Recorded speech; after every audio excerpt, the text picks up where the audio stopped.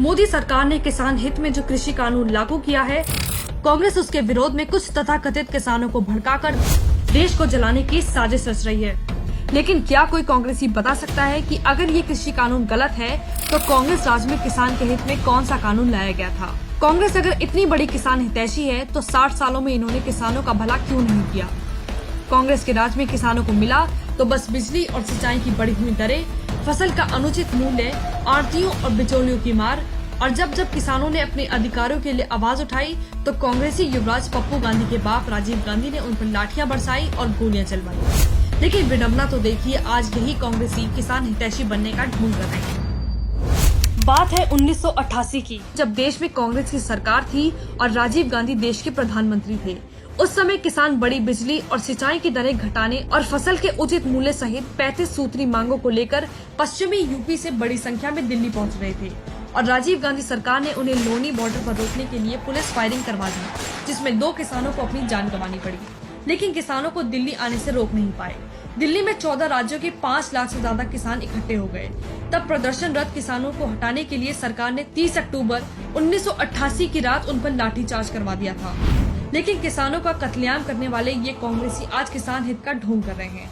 इन्हें शर्म नहीं आती है कि अपनी राजनीति के लिए पहले किसानों का कत्लेआम करवा दिया और आज सत्ता के लालच में किसानों के कंधे पर बंदूक रखकर मोदी विरोध का परचम लहराना चाह रही है।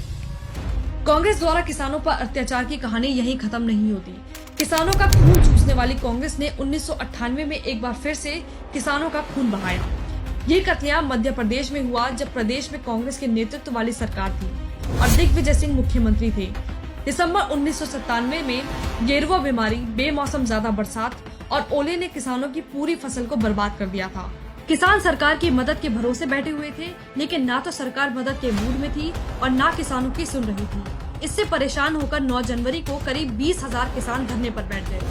धरना उग्र होते देख बिना किसी अल्टीमेटम की पुलिस फायरिंग करवा दी गई, जिससे करीब 2 दर्जन किसानों की मौत हुई और 150 से ज्यादा लोग घायल हुए। घायलों ने जब पास के अस्पताल में जाकर इलाज कराना चाहा तो भी उन्हें पुलिस ने अस्पताल में घुस कर मारा।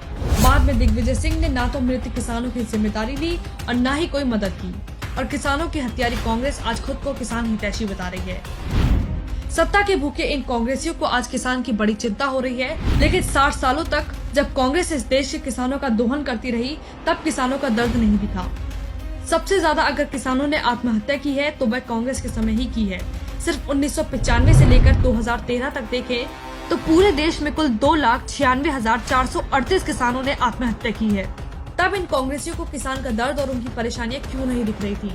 जब पूरे देश में बड़े पैमाने पर किसान आत्महत्या कर रहे थे और पूरा देश इस आंकड़े से हिल गया था, तब कांग्रेस का किसान प्रेम कहाँ गया था? अगर कांग्रेस को किसानों का इतना ही ख्याल था तो जब सत्ता में थी तब किसानों की सुध क्यों नहीं ली? आज जब किसानों के हित के लिए कोई बिल लाया जा रहा है तो कांग्रेस उन्हें भड़काकर अपना मोदी विरोधी एजेंडा साधने की कोशिश कर रही है। असल बात तो ये है कि कांग्रेस रूपी सत्ता के भूखे भेड़िए को किसान से कोई मतलब नहीं है। इन्हें बस सत्ता प्यारी है और इस देश के किसानों को ये बात समझने की जरूरत है।